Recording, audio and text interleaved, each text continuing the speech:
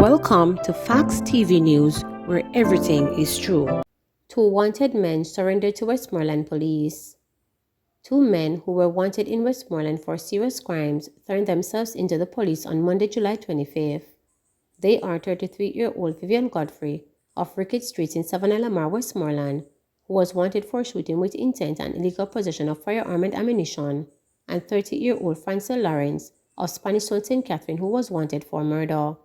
The two men will now remain in custody as arrangements are finalized for them to be formally charged, the police said. 32-year-old St. Catherine man missing. 32-year-old Gary Myers, otherwise called Speedy Bike, of Fairfield Road, Spanish Town in St. Catherine, has been missing since Saturday, July 23rd. He is of dark complexion, medium build, and is about 5 feet 7 inches tall. Reports from the Spanish Town police are that Gary was last seen leaving home about 1 p.m. At the time, he was wearing a blue and white t-shirt, blue and white shorts, and a pair of black slippers. All efforts to contact him have proven futile. Anyone with information on Gary, a whereabouts, is asked to contact the Spanish Town police at 876-984-2305, 119 police emergency number, or the nearest police station. Police find submachine gun on Torrance Drive, St. Andrew. The quick response team of the Public Safety and Traffic Enforcement Branch seized an illegal firearm with several rounds of ammunition during an operation on Torrance Drive in the parish on Monday, July 25th. Reports are that about 2:05 p.m., the team conducted a snap raid in the community. The team searched an abandoned Toyota Corolla motor car and found a Mach 11 submachine gun loaded with 10 9mm rounds of ammunition. The weapon was found in a pillowcase in the trunk of the car. No one was arrested in connection with the seizure. However, the investigation continues. Trinidadian offers reward for info on Donnelly case. Sophia Ruffin, a Trinidadian living in the U.S., is offering a $5 million reward for information related to the disappearance of 24-year-old Donnelly Donaldson. Ruffin, who has a 5-year-old daughter, said Donnelly's case appealed to her intimately since the news broke on July 13, the day she was reported missing by her mother, Sophia Long. It moved me to want to offer a $5 million reward to anyone who can locate Donnelly or in regard to her disappearance. Too many women are going missing in Jamaica that is going unsolved. Donnelly has to be found, justice has to be served, somebody knows something, and when you put up a reward, money talks, somebody is going to come forward and say something, Ruffin declared. Ruffin, 38, related that Donnelly's case hits close to home as she grew up in a country where incidents of kidnapping and women and children going missing are referred. In Trinidad, it is the same thing. Women go missing by the numbers, children go missing by the numbers. It is the same. This is something that hits near for me, she added. Just 4 days ago, the Trinidad and Tobago Guardian reported 13-year-old Marlene Bunkle as missing. Ruffin explained to reporters that she felt compelled to offer a reward after falling in love with Donnelly's Aruga, where she was a formerly host of reality TV show 876 Roommates. She just seemed like a well-spoken person, a nice young lady. Why did that have to happen to her? I am in the position to offer, and that is what I am willing to do. It is my way of helping, the entrepreneur said. Ruffin said she sympathizes with the mother and has found herself spending more time praying for her own children's safety. I can't sleep. I don't know this young lady. I am watching the protests, and I wish I was in Jamaica. I would take a flight right now to show my support. Everybody is watching to see how this is going to unfold. This is sad, really sad. I know the mother is grieving, so she has to get some justice and some closure. I have to have closer conversations with my daughter because we're living in the last days, she told reporters. Ruffin stressed that the reward would only be paid to anyone whose information leads to an arrest, and that the funds may be made available through her own finances and an overseas charity, Helping Hands.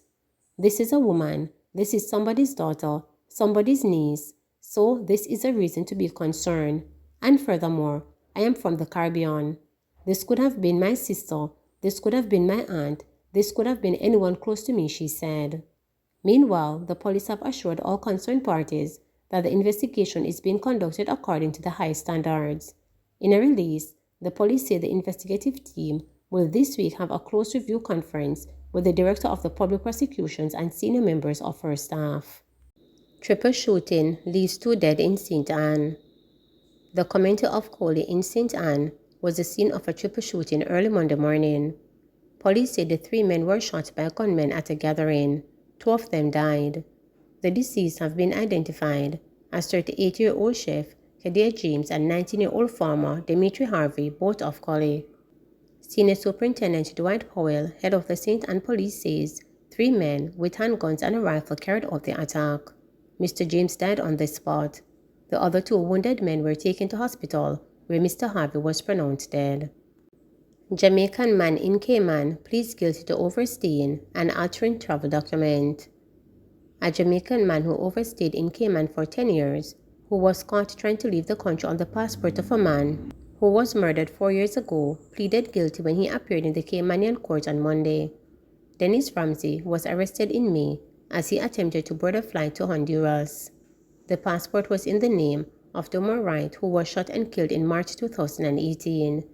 A Cayman Airways agent reportedly became suspicious of the passport, which appeared to have been tampered with. The agent also notices Ramsey's Jamaican accent. Customs and Border Control officers were alerted, and the man was arrested. Ramsey was not connected to Mr. Wright's murder and reportedly paid $3,000 for the passport. The Jamaican pleaded guilty to overstaying and altering a travel document when he appeared in court. He will be sentenced when he returns to court in September. It will be built. Dr. Andrew Wheatley, the chairman of the Joint Select Committee which considered the proposal to establish Portmore as Jamaica's 15th parish, says the government is still committed to building a public hospital there. Dr. Wheatley's reassurance comes on the heels of Monday's report that private investors are set to open Portmore First Hospital by October 2022, pending approval from the Ministry of Health and Wellness. Caribbean General Hospital, located on Cookson Pen, Brayton, is a $2 billion investment which will feature 23 private beds, 6 of which will be highly dependency units. It will boast 3 operating theaters, a full radiology suite, 24-hour accident and emergency department, a pharmacy, as well as consultation rooms for various medical and surgical specialties. Dr. Alfred Dawes, Medical Chief of Staff and Director of Caribbean General, had told reporters that the vision is to bring first-world private care within the reach, both geographically and financially, of the average Jamaican, not just in Portmore.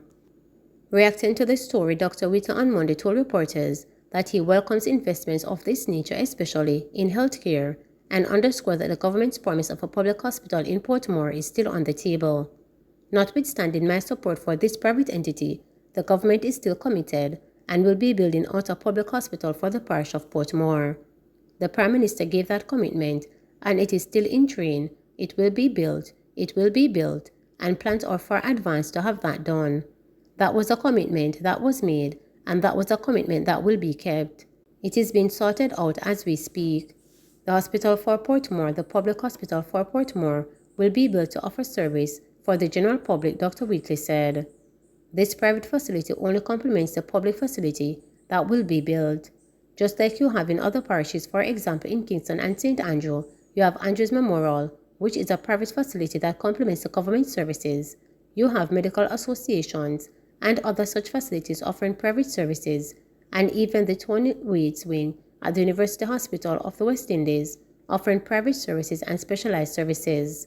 It is a welcome move where you see private investors believing that the environment is such where it is conducive for investment, and no better investment, I believe, than in healthcare, and I fully endorse it, Dr. Wheatley added. For years, there has been talk of building a public hospital in Portmore, which lands in new lands being earmarked for the development. Dr. Wheatley shared that he was part of those negotiations. I was representative in Portmore for some time. My early sojourn in representational politics was a part of the municipality of Portmore. I was even part of a visit in Kansas to look at the private hospital system there, having operating there, Wheatley said. It was being proposed for the establishment of such a facility in my division then, the Nugget Division, right in the vicinity of Newlands. That was supposed to be a private entity coming out of investors in Cayman who own the property. I don't know if they still own the property, looking to build out a health tourism facility, a private facility in Portmore, he shared. Member of Parliament for St. Catherine Southern, Fitz Jackson, had also welcomed the private hospital and pointed to the investment difficulties some years ago. There has been an initial going back over 10 years or more where former Mayor George Lee led the facilitation as mayor at the time and some investors to build a private hospital there. The community of Portmore has been calling out for it for some time. Regrettably, the initial fell through because of some investment difficulties, and there continued the vacuum of hospital health services to be provided, Jackson told reporters. Further, Dr. Whitty said he was happy to know that Dr. Dawes and his team from Carrival were seeking the necessary approval for operator as a private facility offering services to people in Portmore and specialized services outside Jamaica. The health of the nation is the future of the nation. The healthier our population is, the more productive it is. I believe we have the medical expertise here in Jamaica that can attract persons from health tourism and create spin-offs, he said. Whitty praised the investors for their vision and welcome like-minded initiatives. It speaks to Portmore being an ideal location, a new parish being an ideal location for new investment, he stated. Please remember to subscribe, like, share, and click the notification bell for daily updates.